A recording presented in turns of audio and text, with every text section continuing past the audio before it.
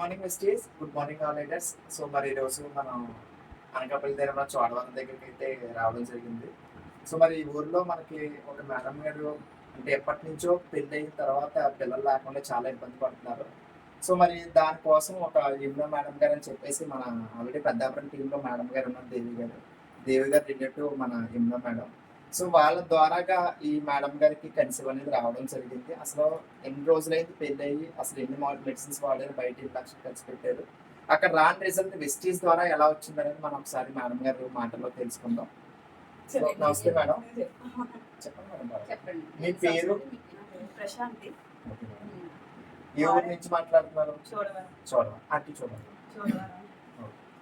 అసలు మీకు మ్యారేజ్ ఎన్ని ఇయర్స్ 10 అవుతుంది? years అయింది. 10 ఇయర్స్ అయింది. 10 ఇయర్స్ నుంచి మీకు కన్సీవ్ అవ్వలేదండి? అదే ఫస్ట్ టైం పాప పుట్టింది. ఓకే. సిజేరియన్ అయ్యింది, చనిపోయింది.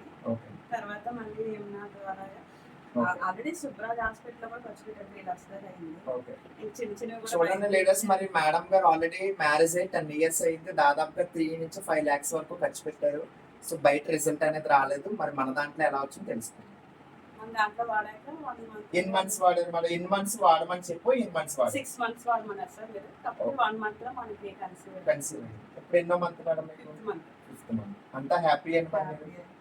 థ్యాంక్ యూ సో మచ్ అండి. మరి చూసారా లీడర్స్, మరి మన వెస్టీజ్ లో దమ్ము ఉందన్నానికి ఇది ఒక రీజన్ అండి. ఎందుకంటే కంపెనీ 2004 లో స్టార్ట్ అయింది. 21 సంవత్సరం నుంచి కంపెనీ రన్ అవుతుంది. మరి ఆ రోజు నుంచి ఈ రోజు వరకు కంపెనీ ఉందంటే కారణం ఏదైనా ఉందంటే ప్రొడక్ట్ లో దమ్మండి. మరి ఈ రోజు మరి వెస్టీజ్ కంపెనీ ద్వారా మరి వాళ్ళకి మంచి బేబీ పుట్టాలని అయితే మనస్ఫూర్తి కోరుకున్నాను.